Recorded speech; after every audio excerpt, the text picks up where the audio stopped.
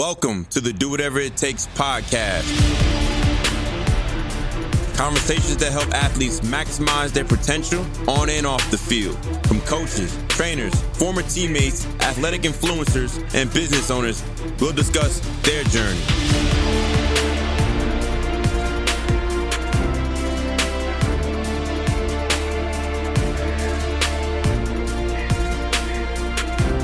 I am your host, Savon Huggins. Let's do it. Before we get started, we would like to thank our sponsor, Cruise Control Music, the ultimate sonic branding experience. Cruise Control Music creates custom authentic sounds and music to showcase your brand identity and is a direct reflection of your vision, goals, and values. If you're looking to start or level up on your podcast experience, log on to cruisecontrolmusic.com. Rich Ruffalo is a motivator, author, educator, father, a husband, and internationally recognized as an athlete from winning multiple gold medals. He's received the Walt Disney Company McDonald's American Teachers Award. Also was an Outstanding Coach of the Year, Outstanding Teacher of the Year in 1995, which was presented, to him by Vice President Al Gore. Rich Ruffalo has also spoken to Fortune 500 companies, schools, and conventions. He also is inducted into the National Teachers Hall of Fame. He has also won an Outstanding Citizen of the Year award, along with him having gold medals in the shot put, discus, javelin, and powerlifting. He has earned 14 international gold medals. He has won 32 national titles. He set 9 world and 15 national records, and has won 13 USA track and field state titles as well, all while being blind. That in itself is inspiring for someone to be able to achieve so much at a level that he was able to do with that while being disabled. And he accomplished all this while being blind, not when he had his eyesight, but when he didn't.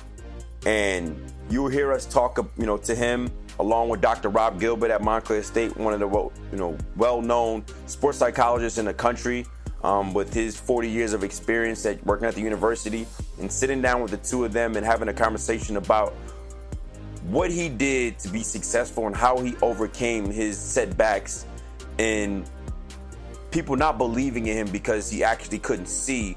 But he never allowed that to actually dictate what he was or wasn't going to be. And he ended up being a decorated person and is going down in the Teachers Hall of Fame. It's a very interesting story. It's inspiring, and it puts in perspective that you can really do anything literally you put your mind to. Just imagine achieving all those things that I just mentioned and being blind. So take a listen, sit back and really, really just, listen to what Mr. Ruffalo has to say, because he says some really golden things. Enough about me and talking. Rich Ruffalo, The Road to Glory. Here it is. I was the number 2 running back going into my sophomore year, and I split time with another guy. He was pretty good too. I put in my mind that I'll never be outworked. So that was the one thing I always had in my controls, that I'll never be outworked. But going in my sophomore year, I was the 1A or the 2 back as opposed to the starter, like I've always been. That was my life. I worked hard. I got success. I did everything I was supposed to do. I was the man on the team. Going in my sophomore year, I wasn't. So I had a pretty decent sophomore year. Going into my junior year, I had a different offensive coordinator. So every single year I've had a different offensive coordinator. For the ladies in the room or any guys in the room who don't know what that means that the person who calls the plays was a different play caller every year. So, essentially that means that if the new play caller comes in, that means that they don't maybe value or want you like they want the new guy in. So they'll bring in their type of recruits, if that makes sense. That old coaching staff didn't wanted me. Maybe the new coaching staff liked some certain type of guy. So going to my third year, going to my third offensive coordinator, I struggled with the schemes in my in this new offense. Didn't really have a lot of success my junior year. Middle of my junior year, found out that I had a sprained shoulder. Come to find out, I tore my rotator cuff. had to get wrist surgery as well. So going into my senior year, going into my senior year, January 2014, I didn't play all spring ball. Now in football in college, you have spring football and then you have the actual regular season come fall like they're in now. So in spring, that's just the actual team playing against each other. I didn't play in that because I was recovering from an injury. So I got healthy and everything, and I decided to, not play my senior year and just be a mentor to the younger kids on the team. So I had another year of eligibility because I graduated early. I graduated college in 3.5 years.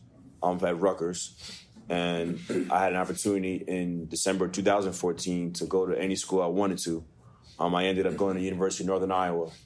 I wanted to step outside of my comfort zone. I was used to always, everything was close to home. I'm a hometown kid. Everybody knows who I'm here. They know me well, so I'm going to go to, Rutgers. But now I kind of wanted to go out on a limb. I wanted to do something I was very uncomfortable doing, and that was just packing my bags up and going somewhere in unfamiliar territory. And that was Iowa. Never been to Iowa before. They call it God's country. It's very beautiful out there, but it was very, very different for me. But when I went out to Iowa, I had one mission in mind, and that was to get healthy, go out there and play ball, become a captain on the team, and have a great career there so I can go to the NFL. First 3-4 months there, I became captain of a team of kids that had no clue who I was, just because I just outworked everybody there. I came first in every single possible thing you can think of, to the point where whether you hated me or not, you had to respect me because I was just going to outwork you. So that sense of entitlement wasn't even there. I was getting on kids who were slacking that I had no clue who they were. And at first they kind of were taken back by it. But listen, is the goal to win a championship, or is the goal for you to feel away because I'm getting on you because you ain't doing your job? So I earned the captain of the team before I even stepped on the actual field in the fall of 2015. I ended up, having a decent career. I ended up breaking my hand there as well toward the end of that season. My goal when I went out there from January 2015 to December 2015 was that I'm going to graduate with a master's degree there. Now, my degree is in sports psych. That's a 1.5-year, 2-year program. And it's very unusual for an athlete, let alone just a normal student, to be able to do a program in a year. But I took it upon myself. It was 32 credits. I did 32 credits from January 2015 to December 2015. So in a whole year, I did 32 credits. I, front-loaded my classes. I didn't go home. I went home maybe for 3-4 days in the summertime. I came back. I did an internship. I did my reading credits and my writing credits.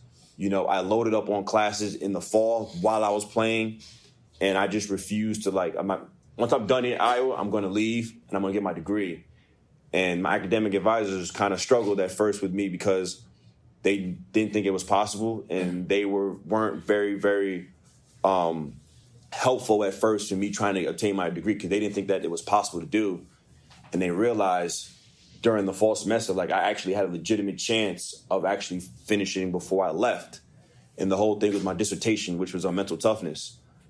If you don't know about that, I know you are undergrad, but in grad school, dissertation is like your essay before you leave. That takes some people years to do. It took me probably 3.5-4 months. I just was crushing it. After football practice, I was going to the library and I was getting my work done. So I didn't hang out. And again, I had fun, but there was a time and place for that.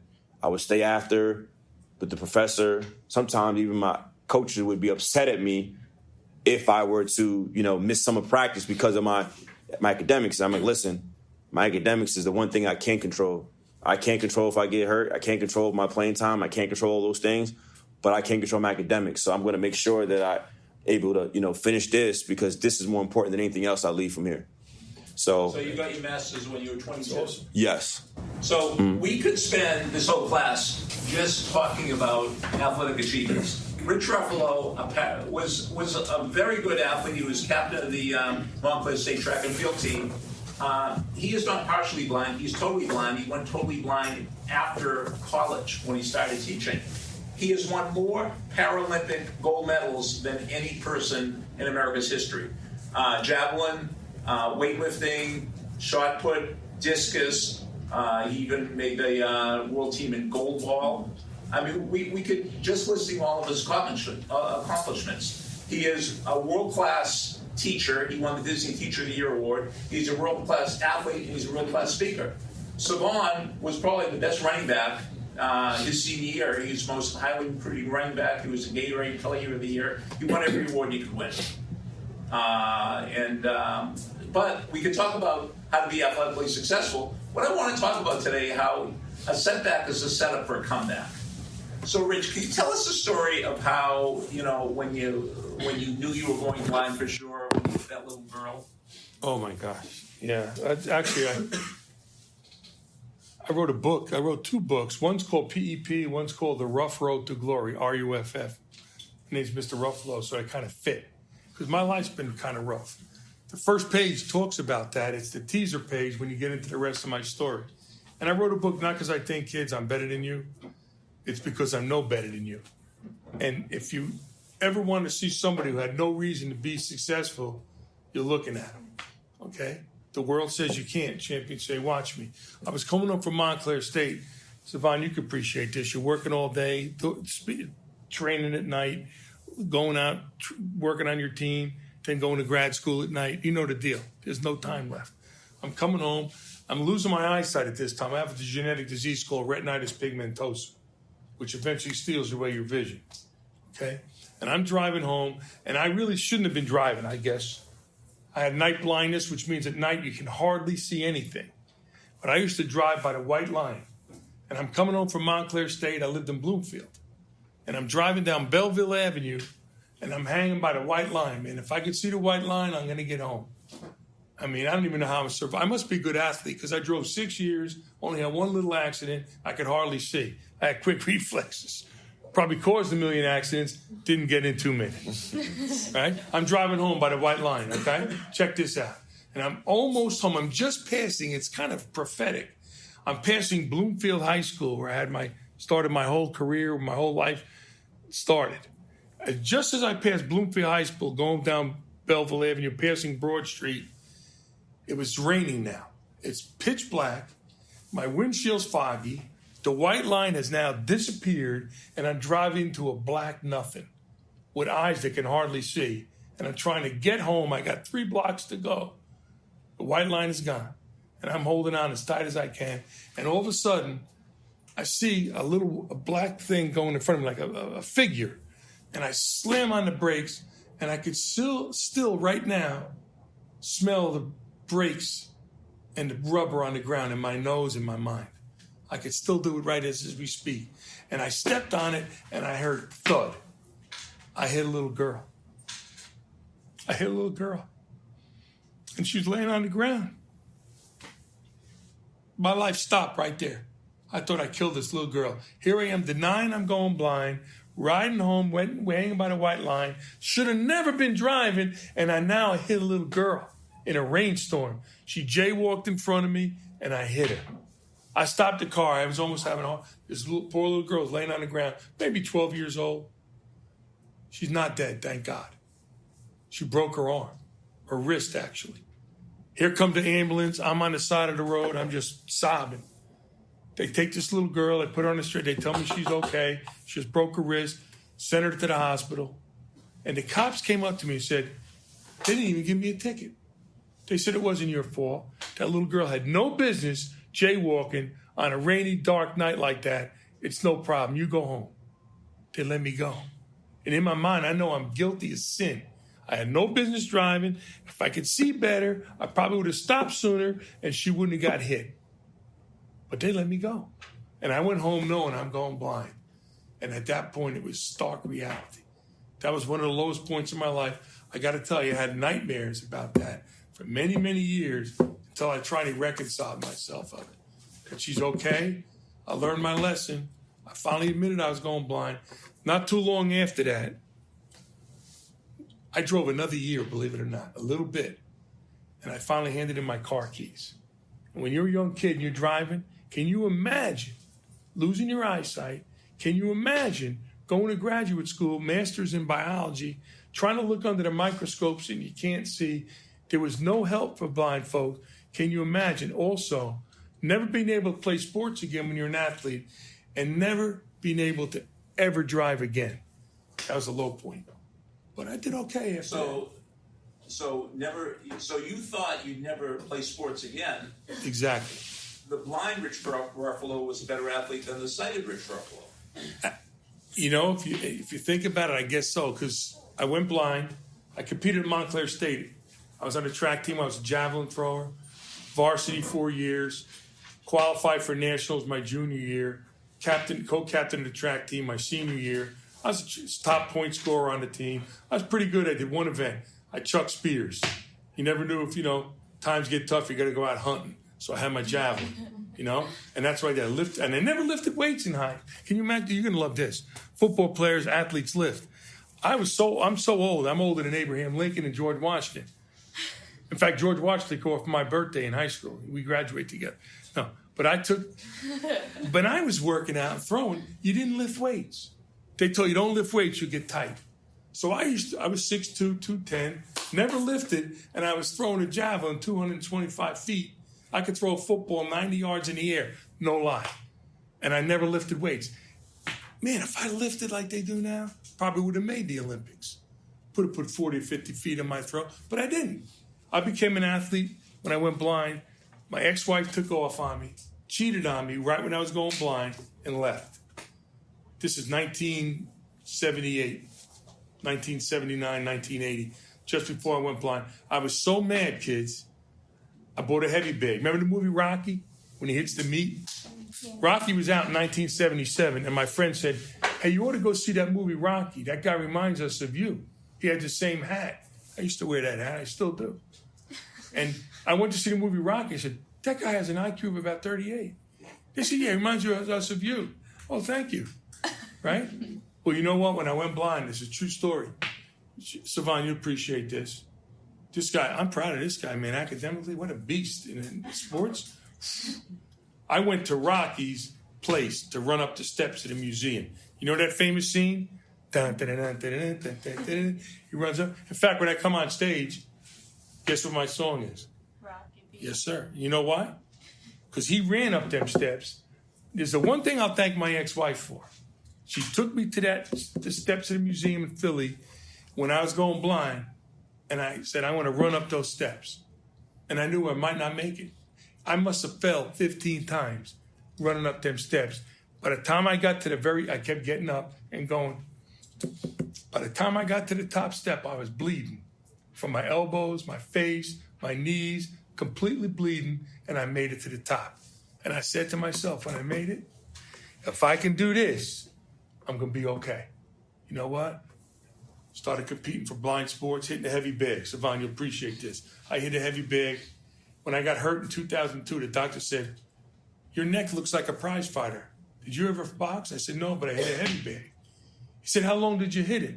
I said, in minutes or in years? He said, what? In minutes or in years? Well, how about answering both questions? I hit it 45 minutes a day for 25 years. Why 45 minutes? Well, in the old days, a heavyweight boxer had 15 rounds. 15 times 3 is what? 45. I didn't take no minute rest in between. 45 minutes of nonstop punching every day. I got built like a brick. Out of anger, I put my ex-wife's face. No, I hit that bag and pump up iron and lift weights and pump it and pump it and pump it. I went in my garage. I'm glad you asked this question. I went down there when she left me, broke and destroyed, doubting myself. You could appreciate this as an athlete. At that time, the best I ever benched at the time was only 360. I eventually benched 465 without no steroids. And then people said, how come you did that? I got an aunt in Brooklyn that weighs about 500 pounds. If she falls on me, I want to push her off. I went downstairs after my ex-wife left. I loaded the bar with 300 pounds. Now, you should always take a lift off. Don't ever do what I just told you. Savon, you're an athlete. Don't ever do this by yourself. I went in my garage where my heavy bag is. I put 300 pounds on the bench. And the best I had ever done that was maybe 3 times or 4 times with a spot. I put 300 pounds on the bench, unspotted, And I used to leave my garage door open because in case I got a metal bow tie, somebody might come in and take it off my throat. Well, I went downstairs. I never forget, I went downstairs, went to the garage, closed the door, went on the bench, put 300 pounds on it, and I said, I'm going to do this 10 times. And what's the most I ever did it? 3 or 4. With a guy behind you yelling at you. I took it off the rack and I said, if I make it, I'll be okay. And if I don't, I'll die. And I took the weights off. I still remember counting them. 1, 2, 3, 4. I'm cranking, man. 5, yeah. 6, come on. 7, let's do it now. Savant, we're sucking wind, baby. 2, 9.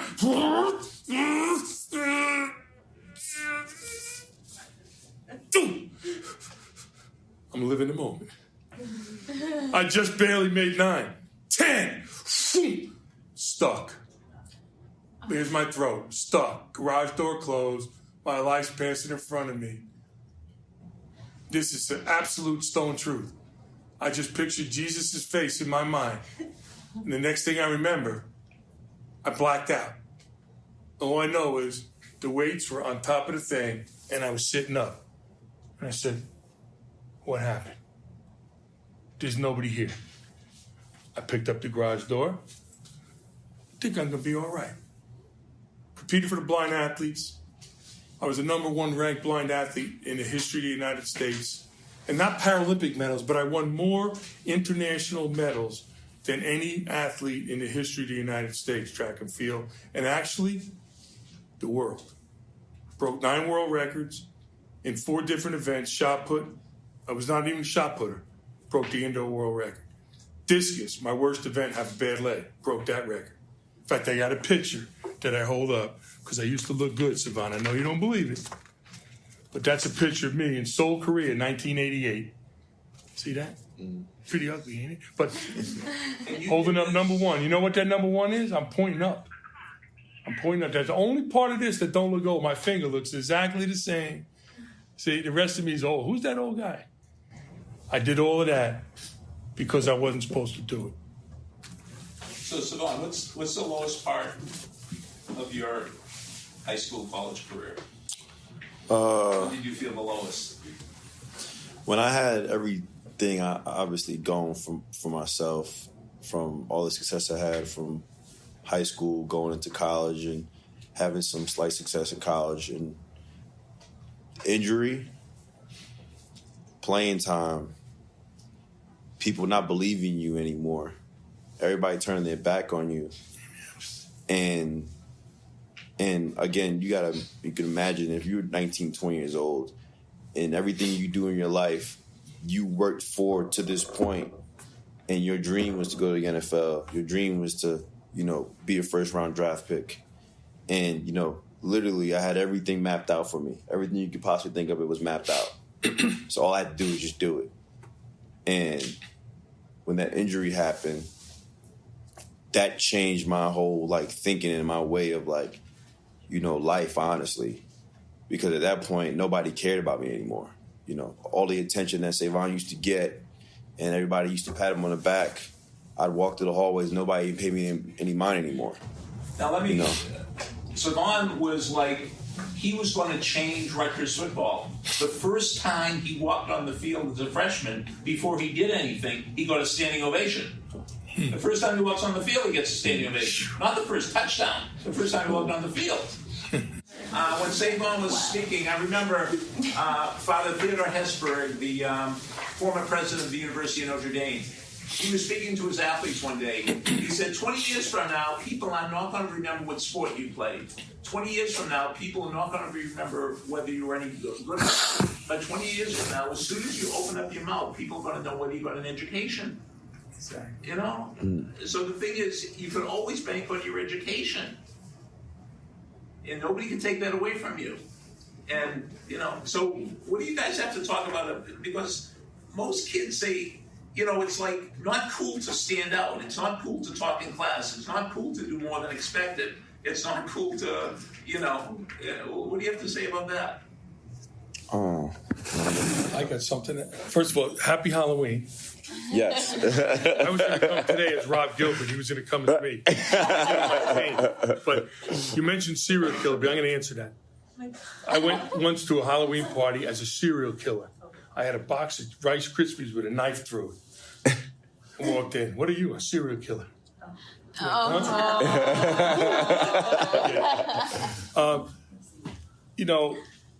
Rephrase that question one more time because I got a quick answer to that. So the whole thing is, how do you do more than expected? That's what I'm saying. Because for me, both of these guys work out. As a matter of fact, I met a guy who used to work out in your garage with you. He said you're a maniac.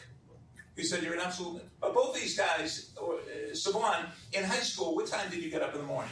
5 o'clock. And what time did you leave home? How did I leave the house? I'd leave the house at 6. What time do you get to school? 8. What time do you get home at night? Like 10:30. And what time do you go to sleep?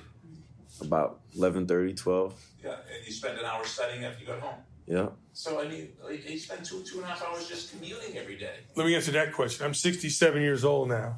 Yeah. I get up every morning, 4 to 5 o'clock in the morning. I work out for 2.5, 3 hours every morning. Every morning. If I'm home 100 days in a row, I'm working out 2.5, 3 hours every day. Now, today, since I came here, I didn't work out. I missed. My wife thought I was nuts. I took a train yesterday. You did work out. He carried The suitcase with my books. Carry this bag. Savon's the only person who can carry that bookcase. But check this out. Like 3 steps. I go on a train yesterday.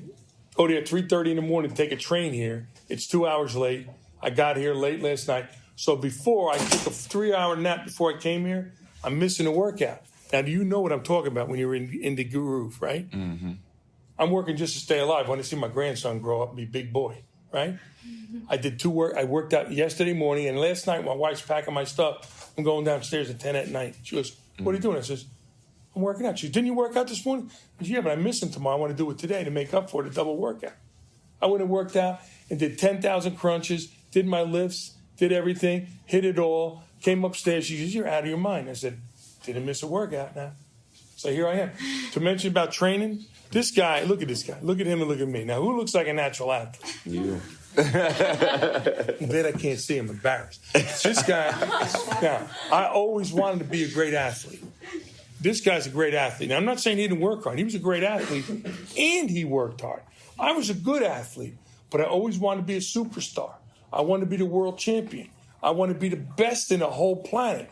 My secret to success, and you know this is true, I trained harder than anybody I knew. I punched my punching bag at night. I come home 11 o'clock at night. I got to do 45 minutes. I just came off coaching. I lifted weights. I'm in the house. Now I'm down punching in the garage. The whole house is shaking. My wife's saying, "Will you cut that out?" I said, "I'll be done in 42 minutes. Boom, boom, boom, boom, boom. Now I pictured in my mind the little Lithuanian athlete. He was tough. Half my size, and he and I traded world titles. I could pick him up, put him in my pocket like a koala bear. He's beating me half the time. I'm punching that bench. He ain't going to get me this time. Boom, boom, boom. And I'm hitting, and now I'm done. And I'm thinking, I wonder if there's any other blind athletes in the world punching their punching bag 11:45 at night with their wife pissed off. And I punch a little more. Now, just when I pictured, hey, nobody, I don't think too many guys, maybe that Lithuanian's punching his bag. Boom, boom, boom, boom, boom, boom. And I punch, and I punch, and I punch, and I punch, and I punch till she screams, and I punch till in my mind, I see the Lithuanian stop punching. Then I punch a little bit more. I want to train harder than anybody else in the world. And if you're training at this level, and the rest of the world is training at this level, even if in the day of competition you drop down just a notch, nobody will beat you. My success was I wanted to be a great athlete. I was a good athlete, but I was a great trainer. I trained harder than anybody in my mind's eye in the whole world, and I made myself a great athlete. Does that make sense? Absolutely. You did the same thing, didn't you, my man? You didn't just want to win the combine or the strength competition for the team. You want to crush it and sit down and have a chocolate chip cookie dipped in milk at the end and say, "Are you guys done yet?" "Oh, okay." You see? Come on. You want to be the best you can be and pour a little bit more. And that's how I do teaching. That's how I do speaking. That's how I do everything in my whole life. Now, am I the best? I may not be, but I'm going to die trying. On my tombstone, I want you to see dying, trying. If I can, you can. We're all Americans. I can. I can, you can. I ain't no better than you. I'm the guy that was told I was the worst teacher in 42 years. And there I am on that screen getting the Teacher of the Year award just to give my little girl the trophy. Did that principal ever know that you won the Teacher of the Year award? Well, it's funny you asked. I won the Princeton's Distinguished School Teacher of the Year award in 1985. Way before that, Princeton gave out 4 awards at their commencement exercises. I was there when they gave Dr. Seuss an honorary doctorate.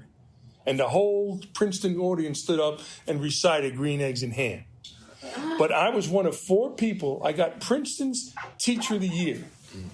I went to Montclair State, and I got Princeton's Teacher of the Year. This ain't a bad school, is it?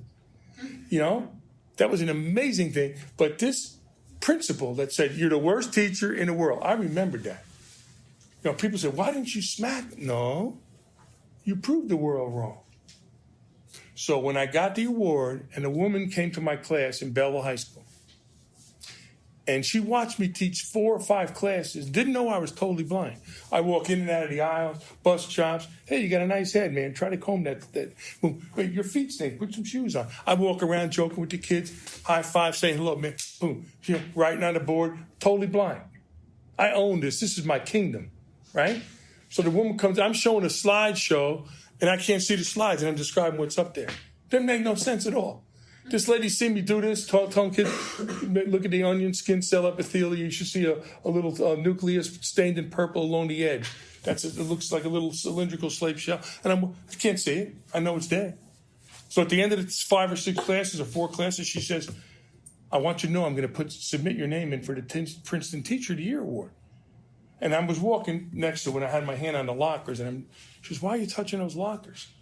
I said, well, I'm blind. I'm trying to find where the door handle is. She said, what? You're blind? You walked all around the class like the giant slalom. I said, yeah, but, you got to do what you got to do. She goes, I want you to know I'm putting your name in for the award. Not because you're blind, because you're a great teacher. That psyched me up. So I got the award, and I said, that principal said I was terrible. So I found his number. I don't know how I did it. Steve, baby. I dialed him up. I went, beep, beep, beep, beep, beep, beep, beep, beep, boom. Mr. Summerson? Yes. Hi, I used to teach in your school in 1973. My name is Richard Ruffalo. I'm sure you don't remember me. Oh, you do? Yeah. Well, you told me I was the worst teacher you ever saw in 42 years. And I want to thank you for that vote of confidence. Because of you, you're my inspiration. He went, what are you talking about? I said, yeah, you thought I was horrible, and I spent the next 13 years trying to prove you wrong. I was just named Princeton's Distinguished School Teacher of the Year, along with 3 others selected out of 160,000 teachers. Thank you very much. Enjoy your retirement. Amen. Really did it? If you're up there, and if you're not, you must be hot. I've heard the same story from students that their high school guidance counselor said that they never graduate. They'll never amount to anything. And the day they graduate, they Xerox their diploma and go into the guidance counselor's office and say, thank you, this is for you. Absolutely. So how did you, your work ethic wasn't like the average person. Mm-hmm. I'm sure other athletes worked hard and other students worked hard, but nobody worked hard at both. How did you do that? Well, if you heard what he was saying, it all comes back to a routine. Yep. If you have a routine and you're consistent and persistent to whatever that routine is, no matter what happens, you'll be prepared for it to come. Because I had a routine of always doing my homework when I was in high school. I was always following up with teachers in high school. I was always doing those things when I was younger. So if something drastic happened and in college, I had an injury, I was still able to rely on that stuff. That's right. If that makes sense. And, if you keep, again, like punching the bag, punching the bag, punching the bag, punching that, and consistently doing that, no matter what happens, you can always rely back on your fundamentals, or whatever that case may be, and whatever you feel is in your life. Routine. If you wake up and you wake up at 5 a.m. in the morning every single morning for 20 plus years, you'll never be late, because you know what? That time you may need to be there work at 7. If you wake up at 5 every time, then maybe you might get there at 6:45 instead of 6:55, because you always prepared that way. So, what I've found to deem successful is continuously doing whatever it takes. That's what, life is about, is continuously doing whatever it takes and finding a way, of getting comfortable being uncomfortable. And I'm sure some people have heard that before, but it's not human nature to be uncomfortable. That's not human nature. I interject you because you're all over. I'm getting psyched. I'm going to start bench pressing this table. You mentioned something here that's really key. I used to practice when I was competing around the world for 19 years. And sometimes my wife had to drive me to the practice, take my shot puts and javelins. Right. It's pouring out. And I'm packing the car. She goes, "What are you doing?" I said, "We're going to go throw." She goes, "It's raining." "Yeah." "What are we going to do that for?" "You got an umbrella?" "Yeah, take it with you." "Why are you doing that?" I said, "Diane, what happens if I'm in international competition and it starts raining?" I was like, "Oh my God, it's raining. I'm not used to this. My hair." Are you kidding me? I went out and threw in the rain and in the mud. Guess what happened in 1990? It's in one of the last chapters of my book. It was 90 degrees out.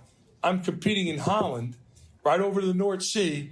A rainstorm comes in. It went from 90 degrees to 40 degrees in about 10 minutes and pouring ice cold rain, and we competing. They don't stop the competition. And I remember when I did that, a lot of the athletes choked. And I started saying, I'm used to this all the time. Boom. I did okay. I'm not going to tell you how I did, but I did okay.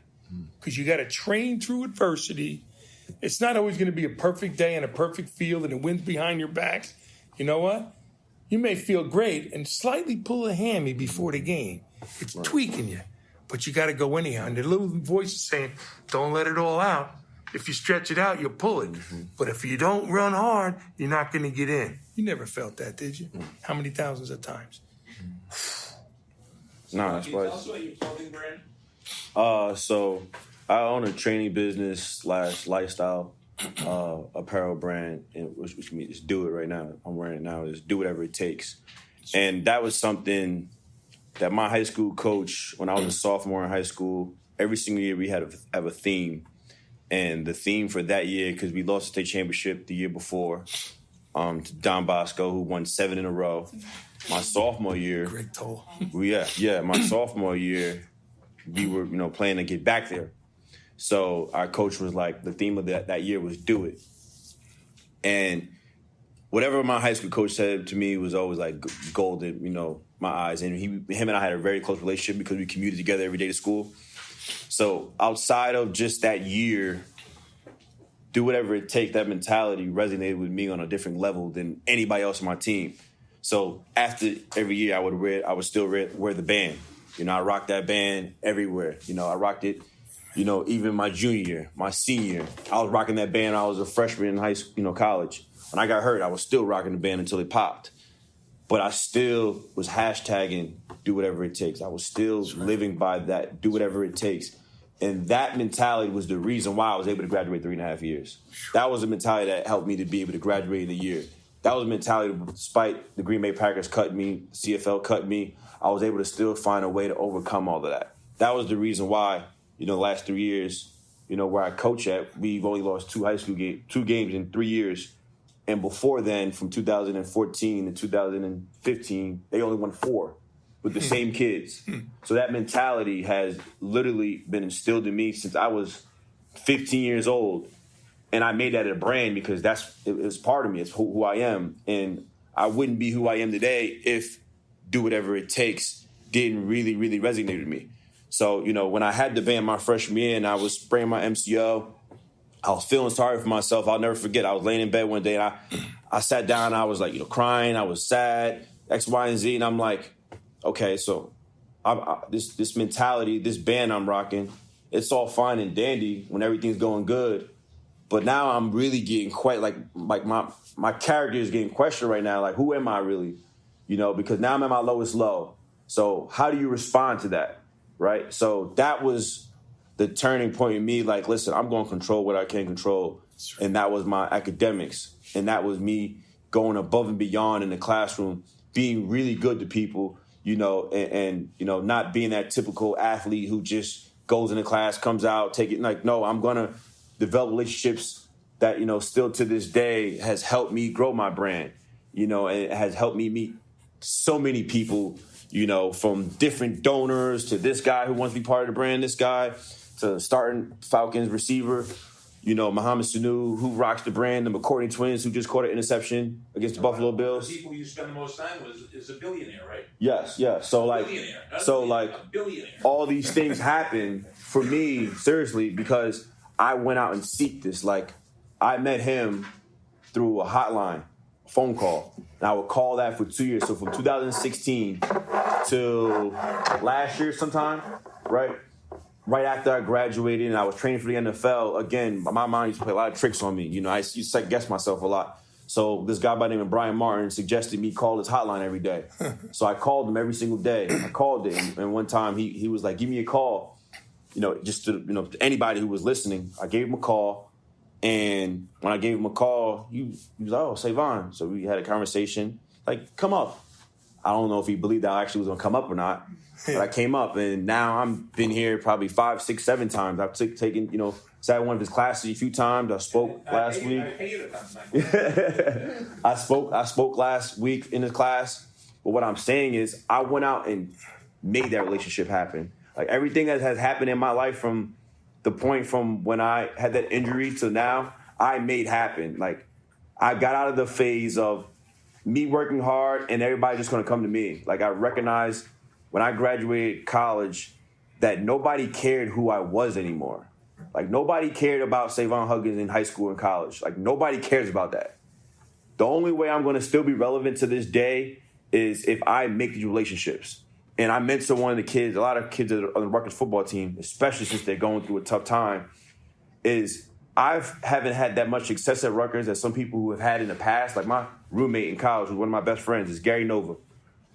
He played starting quarterback for Rutgers, broke a whole bunch of records. I have more of a presence at Rutgers than more people who've had more success than me because I made that relationship happen. I come around a lot. I still mentor. I still come and speak. So by me doing that and me controlling what I can't control my past and how I did on the football field, but how I treat people. I made the relationships happen, you know, with him and him and, you know, like he mentioned, a lot of my mentors whose net worth are worth a lot of money. But outside of that whole money thing, I made those happen because I put myself out there. And the only way I did that was doing whatever it takes. And that's my mind and how I envision success is, you know, go ahead. Can I throw something in there? That's so key. You know what? He said something that's huge. He had a dream. The dream was lost. But a champion just morphs into another champion. Mm-hmm. When you have a championship quality and work ethic, whether it's in the classroom, kids, you work hard here in your sports and in your schoolwork or whatever. Even if you get whacked and you get stomped on like a bug on the ground, champions rise from the dust of their own defeats. That's been my mantra. Derek Jeter's sister, Charlie Jeter, and Dr. Samson Davis wrote a book called The Stuff. The Jeter Foundation. I love the Yankees. I always wanted to play baseball. I just can't see the ball. They called me up. They said, we interviewed and we looked at 1,000 people. We've narrowed it down. Would you be considered to be a member of our book called The Stuff? I don't get a nickel from it. It's a book where they see people who've overcome adversity and pass it on to help be a good role model to kids. If you look at the book, The Stuff, chapter 3, the worst teacher in the world, Rich Ruffalo's in that book. Because if I can, you can. And the overall take on Rich Ruffalo and him sharing his story, I think was so important to understand that it puts our lives in perspective as far as where we are right now, right? And we have a tendency to complain and blame and wish the things that, you know, we would like because we don't have it. And here you talk to someone who can't see. And when you talk to them, you know, wish you were in this room, but let me just paint this picture for you. Just imagine someone with all this decorated things, and you actually don't know he's blind unless you see him with his walker. And it was just so inspiring how he created and changed his own narrative that nobody believed in him. He mentioned a story about when someone was auditing his class, his science class in Belleville, and they sat down for about 3 periods and watched him teach, and they were so impressed. And after the class, the 3 classes were over, he walked, I guess, down the hall to go grab some lunch. And he's walking down the hall and he puts his hand on the lockers. And he's walking down the hall with his hand in the lockers, and the person that was auditing him about the award was like, "Why are you walking down the hall with your hand on the lockers?" He's like, "Well, because I can't see." And that in itself, when he says that, and just imagine the look on the person auditing on their face when they say that, and more importantly, imagine how he was coming off in the class while he was interacting on a daily basis, daily basis, or interacting with the kids, in order for somebody to not know or recognize that person is blind for 3 periods. Not like it wasn't like it was just, a period in high school was about 40 minutes. So you do the math, 120 minutes, that person did not actually recognize that he was blind until after they walked down the hallway and saw that he was walking and putting his hands on the lockers to recognize where he's at. So his story is so inspiring, and I want people to understand, I think we all can take from this that his purpose is beyond him, and that it is bigger than him, that you can literally achieve anything you want to do if you just put your mind to it, literally. Like, people told him no so many times, and he created his own narrative, and he did it on his terms, and now he's able to share his story on a huge, bigger platform around the freaking country, and has medals and records around the world because he believed in himself and he was willing to do whatever it takes. So I hope that we all learn from something, because I did, and it's inspiring, and that we can all take something from him and put it in our daily lives. Make sure you continue living your purpose. Do whatever it takes. Thank you for listening to the Do Whatever It Takes podcast. Be sure to follow us on all social media platforms at Team Do It, and log on to teamdowit.com to book your next training session or speaking engagement. Always remember to live in your purpose.